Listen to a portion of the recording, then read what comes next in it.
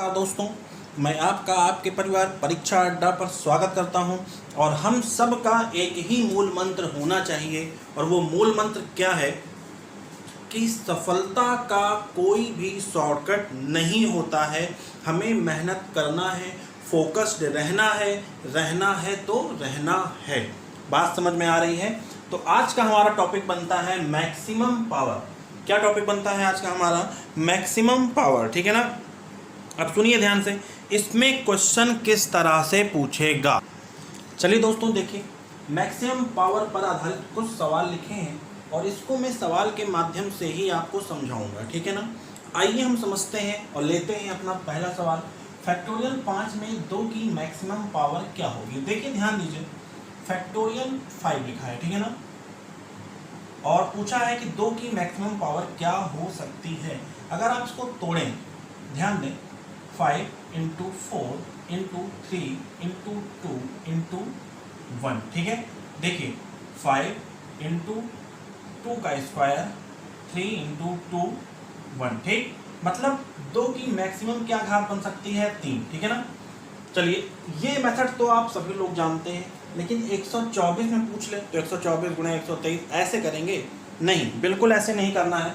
तो अब हम देखेंगे अपना सरलतम तरीका। देखिए ध्यान दीजिएगा, एक ट्रिक के माध्यम से आप इसको देख सकते हैं कि ये ट्रिक ही है। ठीक है, देखिए आप संख्या क्या लिखी है? 5। संख्या को पकड़िए, किसकी मैक्सिमम पावर चाहिए? 2 की। ठीक है, भाग देंगे तो जाएगा 2 दूना 4। एक आगे मत लेके चले जाना, 2 3 6 नहीं पढ़ना है पहाड़ा। 2 दूना 4। ठीक, रिमाइंडर जो आ रहा है उससे हमें कोई मतलब नहीं है। रिमाइंडर जो आ रहा है उससे हमें कोई मतलब नहीं है। 2 दूना 4, बस यहीं पे छोड़ो। ठीक है ना?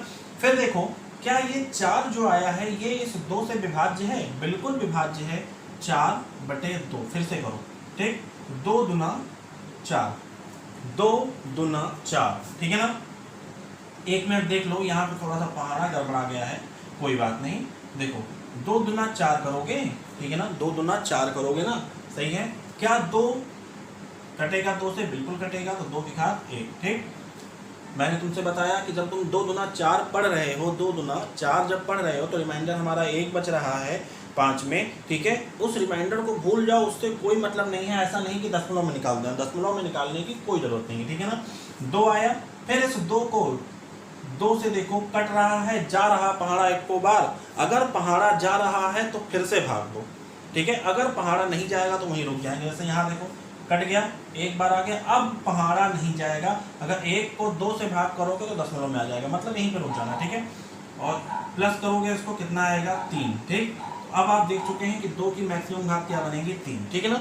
इसी सवाल को आप अपनी ट्रिक बना लीजिए। और अब हम करते हैं अगला सवाल। ठीक है, ध्यान से देखेंगे अगला सवाल। देखिए 124 में 5 की मैक्सिमम पावर क्या होगी? ठीक है ना?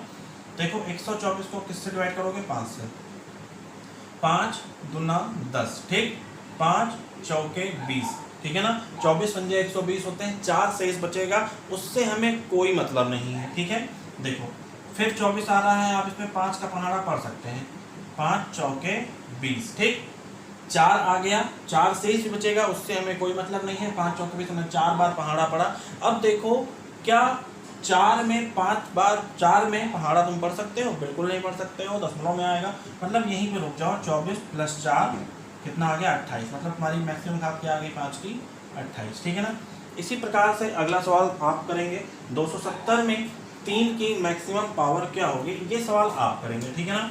अब हम देखते हैं कि एग्जाम में क्वेश्चन यहाँ से कैसे आते हैं, कैसे पूछे जाते हैं। क्वेश्चन पूछेगा आपसे, फैक्टोरियल 100 यदि 3 की घात n से पूर्णतया कट रहा है तो n का मान बताइए।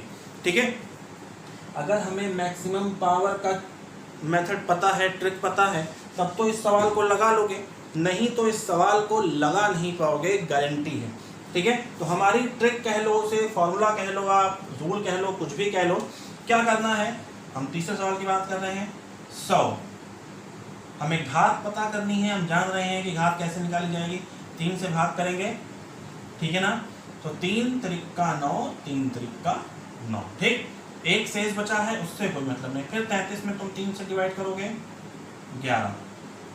ठीक, फिर चला जाएगा, क्या होगा? 3 त्रिका 9।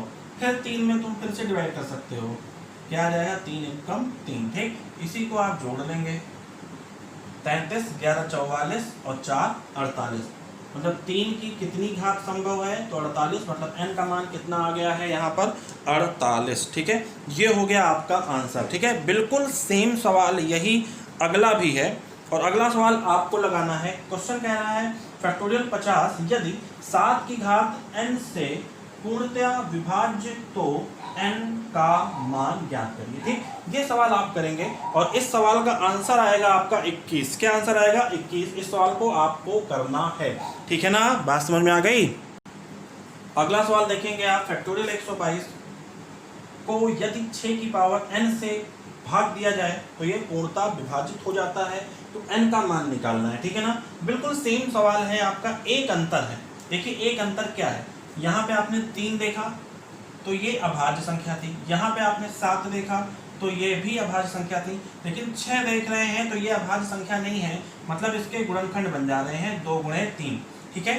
तो इसीलिए यहाँ पर थोड़ा सा नियम चेंज होगा, देखेंगे आप। देखिए बहुत ध्यान से देखना है आपको, 2 की घात 5 में यदि लिख लूँ और 3 की घात 6 लिख दूँ, ठीक है। और यहाँ पर मैं आपसे पूछूं कि 2 की घात 5 और 3 की घात 6 का आपस में गुणा कराया जाए तो कितनी बार 6 बनेगा, कितनी बार 6 बनेगा, तो आपका आंसर होगा सर 5 बार, क्योंकि 2 की घात 5 है, 3 की घात 6 है, और दोनों की 5 घात आपस में मिलके 5 बार 6 बना लेंगी, मतलब कि 2 गुणा 3 कितनी बार होगा, तो आप कहेंगे 5 बार होगा, तो 6 कितनी बार बनेगा, 5 बार बनेगा, ठीक है। इसी कॉन्सेप्ट को पकड़े रहना, इसी कॉन्सेप्ट को पकड़े रहना, मतलब जो कम है वही होगी घात, जो कम है वही घात होनी चाहिए, ठीक है ना। तो देखिए इसी कॉन्सेप्ट को आप पकड़े रहेंगे। अब सुनिए, 6 की घात n, ठीक, तो हमने तोड़ा, किस में टूटेगा, 2 गुणे 3 में, ठीक है। मतलब एक बार आपको 2 से निकालना पड़ेगा, एक बार आपको 3 से निकालना पड़ेगा, ठीक है ना।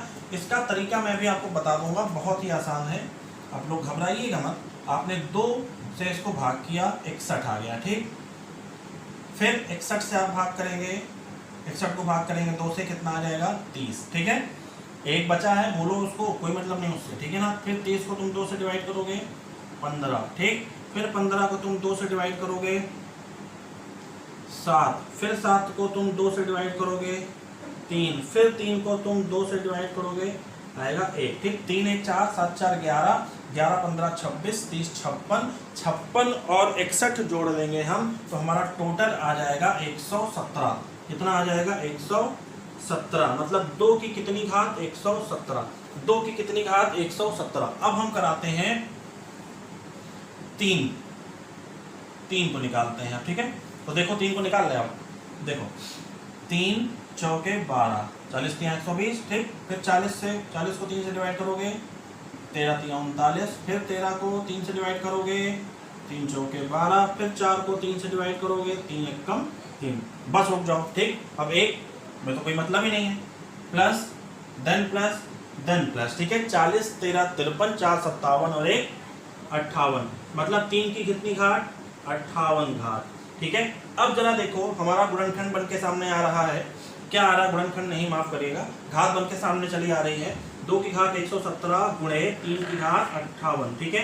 तो इसमें आपको देखना है कि इसमें कितनी बार 6 बनेगा, तो आप कहेंगे सर 58 बार, मतलब 3 की घात 58, ठीक है। मतलब बड़ा क्या है 3 की घात 58, और हम कह सकते हैं कि 6 कितनी बार बनेगा, तो आपका आंसर होगा सर 58 बार, मतलब आप अपना आंसर लिख सकते हैं इस प्रकार से 6 की घात 58, ये आपका हो जाएगा आंसर, ठीक है।